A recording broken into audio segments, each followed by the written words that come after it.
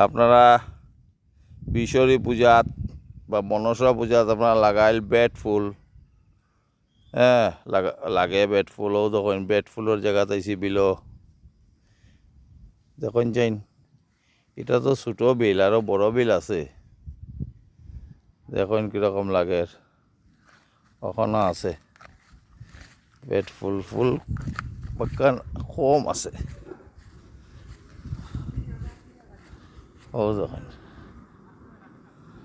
এই যে বেট ফুল দেখছেন নি, গ্রামের পরিবেশ, আহা কি শান্তি। দেখুন এই যে এটা তো ছোটো বিল,